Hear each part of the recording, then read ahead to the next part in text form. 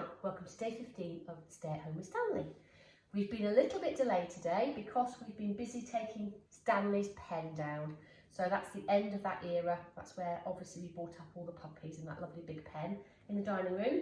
So that's gone now, so that's why I've been a little bit late. So today I thought we'd do a targeting exercise. I've got a top of a chocolate box lid here. And you can see Stanley sitting on a small bathroom mat.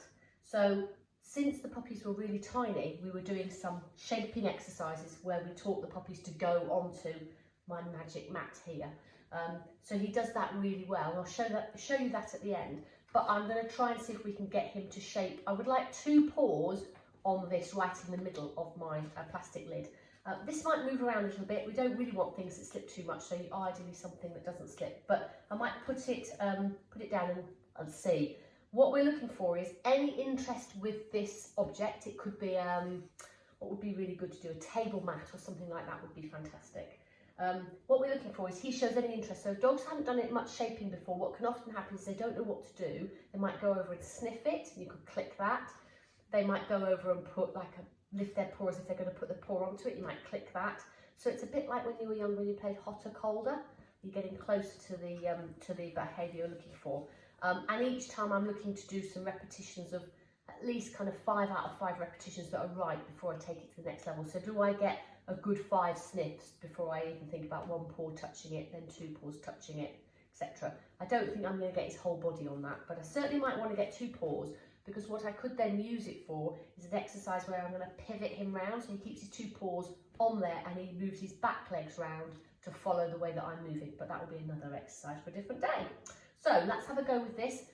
Object is he shows any interest or touches this, click it the moment he does that, and then throw the food away. So he moves out away to come back to the object. So let's see how we get on. Okay, Stanley, are we ready? Got some treats already prepared. There we go. Let's get rid of this back because we can do the mat really well, can't we? Oh, yes, we can, Mummy. Yes, we can. Okay, so we'll put this on the floor. I'm going to just see if we can get it the right angle so you can see it. Let's throw a piece of food over there. Okay. Oh, let's see. So I went towards it. Click. 1 paw. Oh, that was nice. Even 2. Well done. Nice. Good boy.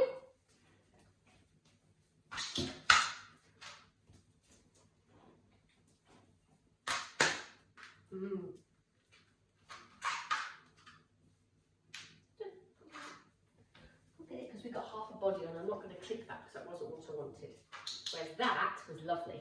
2 paws right in the middle, perfect.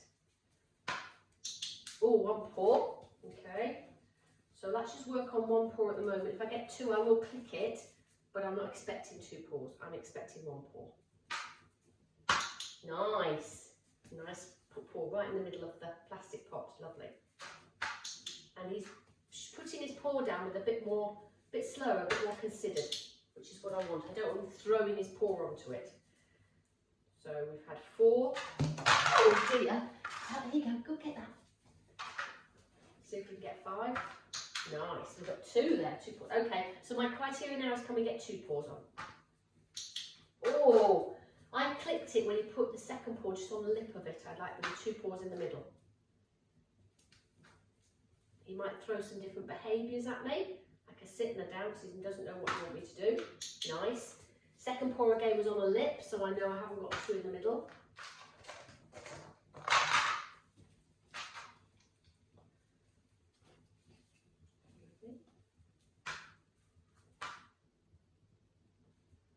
Nice. So I waited till that 2nd paw went on.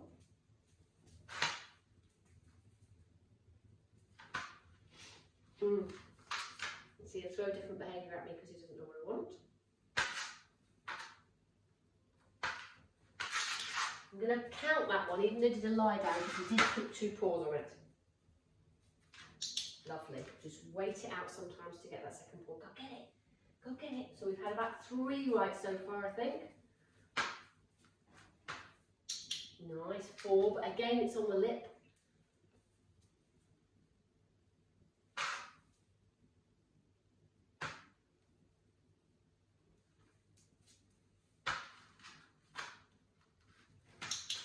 2 paws went on even though he did a bit of a down. So this time I'm going to look for a really clean 2 paws going on. Let's see if we can get it. Nice.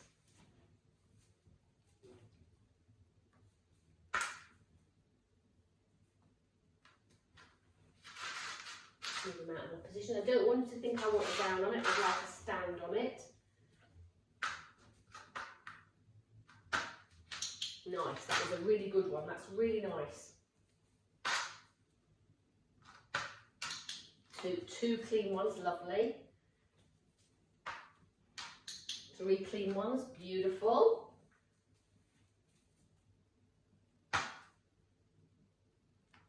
4, lovely. Let's see if we can get the 5th one. Let's see. I think there's one there. There you go. The spare one that we just got 3. Lovely. That was really nice. So hopefully you could see there how he was progressing. And you might not do all of those in one repetition. He's done, as I say, quite a lot of shaping. So as I say, because we've done a lot of this with puppies and they've been used to going onto a mat, he now throws himself onto the mat, and I've added a word onto it. So I'll just show you what he can do with his mat. There we go. Okay. Okay. I'll get it. Mat.